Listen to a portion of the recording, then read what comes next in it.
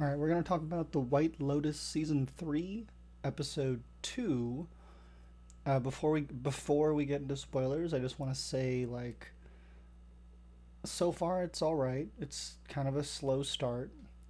Overall, I kind of feel like the characters are or the actors are kind of mid. It's still keeping my interest, just kind of like it's the talk of the town. That's what people are watching. I still really love Lisa from BLACKPINK is probably my favorite aspect of the show, although I kind of wish she had more to do.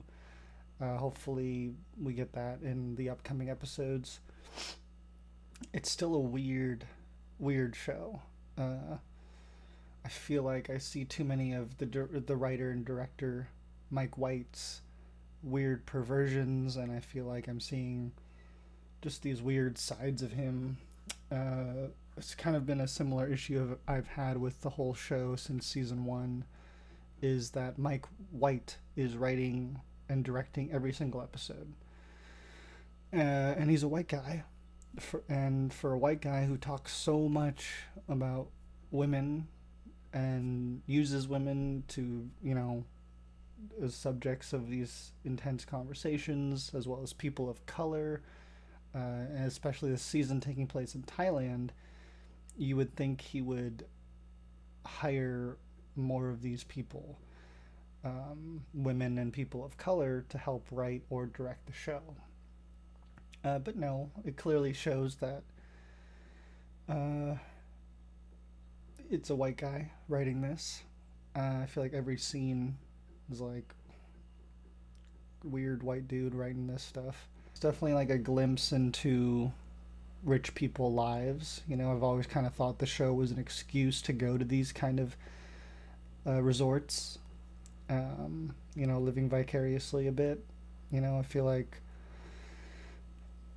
yeah, rich people problems is mostly what this show is. It feels like, but again, something about it still makes me watch. Um, Probably just from a reviewer aspect and just because people are talking about it and seem to want to talk about it. I would like to be a part of that conversation. Again, it's not the worst thing I've ever seen, but I still have issues with it. I mean, it's shot beautifully. Half of the people they usually get are very talented, and I like them. But again, I mostly have an issue with Mike White writing and directing every single episode because it shows. But nonetheless, let's dive into episode 2. So if you guys are not caught up with season 3, episode 2, please stop watching as we're going to dive into spoilers, starting now. It starts off with the three ladies just kind of, as usual, talking shit about each other. Um, Mostly to Carrie Coon, which I feel bad for her. Uh, the poor daughter, Piper, played by Sarah Catherine Hook. I just feel bad for her character. It just feels like she's getting creeped on, and her siblings are weird as hell. Her two brothers. Definitely just feel bad. She has to be surrounded by this all the time. Um, this whole family is weird. The mom is a character. The dad is getting into some money laundering shit. And their oldest son is by far the creepiest and worst uh, person I've seen in a long time. And is played by Patrick Schwarzenegger, who I didn't realize that when I watched the first episode. And the younger brother, Lachlan, uh, he's just too impressionable right now, and I feel like his older brother is kind of like rubbing off on him. No pun intended, but yeah, I don't know. Like, does he want to fuck his brother? Does he want to fuck his sister? Like, I don't know what the hell is going on. But it's definitely weirding me out.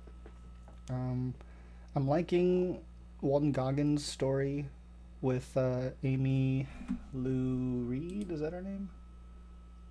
Amy Lou Wood. Sorry, Amy Lou Wood. I really like her character, Chelsea. I like that actress. She's charming, and Walton Goggins is one of my favorite actors. Very curious to see where his story goes.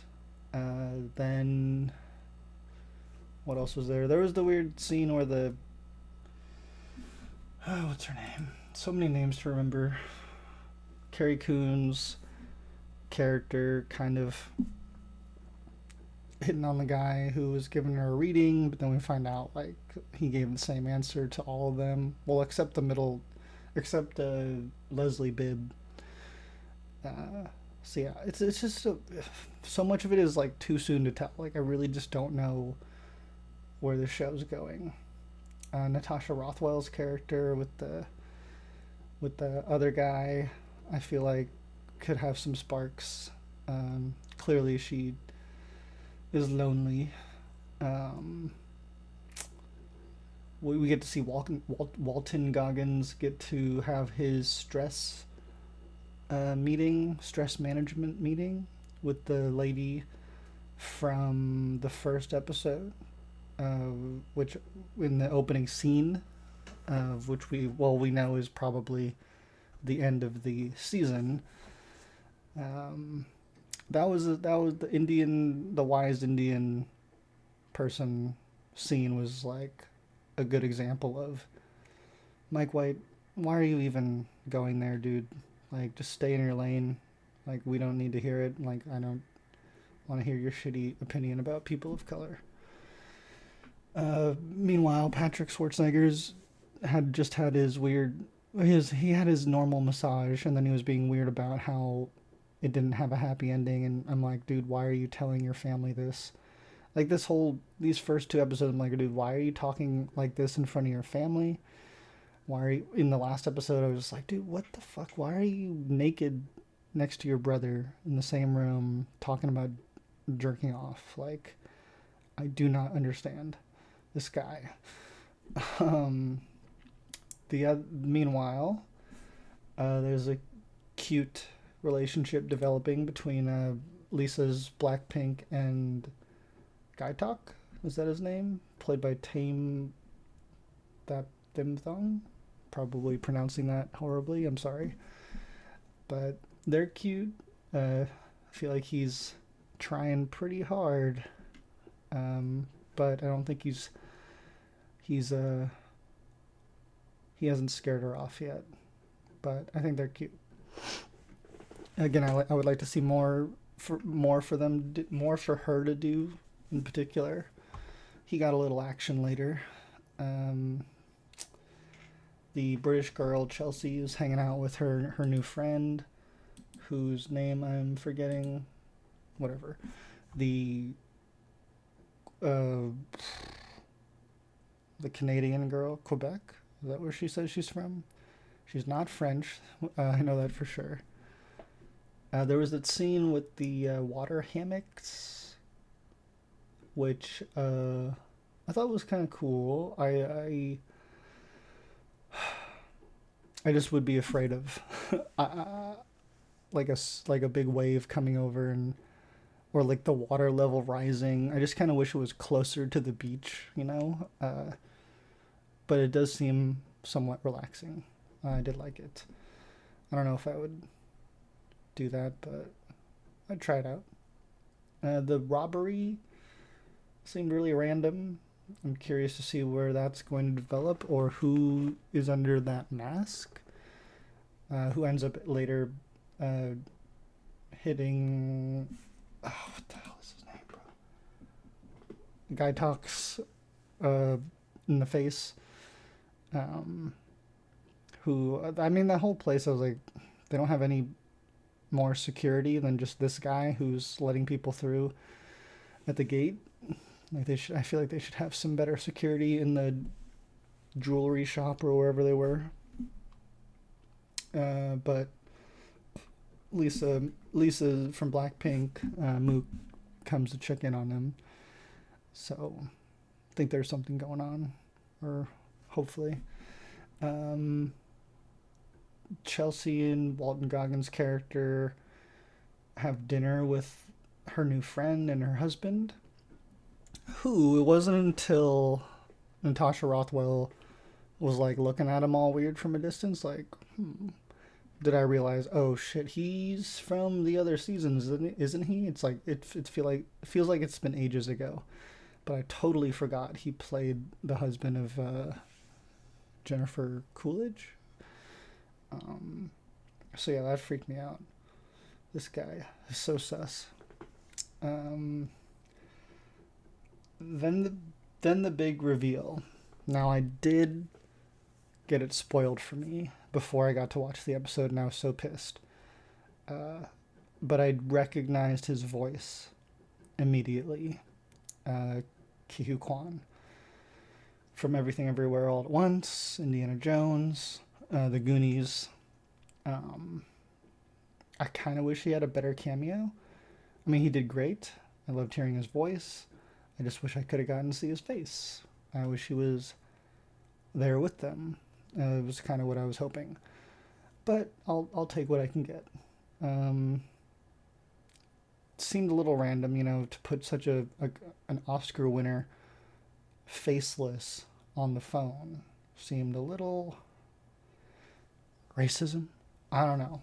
Thanks, Mike White. Really did my boy Q Kwan good, didn't you? So yeah, it kind of pissed me off. I mean, it was like half good, half like, this is how you want to use Q Kwan? Maybe that's all he could do. Maybe he was busy, and that's all he could offer. But I feel like I would have made him a little more recognizable to maybe people who wasn't super familiar with him. Like, this could be a chance for people to get familiar with him if they maybe had seen his face. I don't know, but that's just me. Meanwhile, the three girls are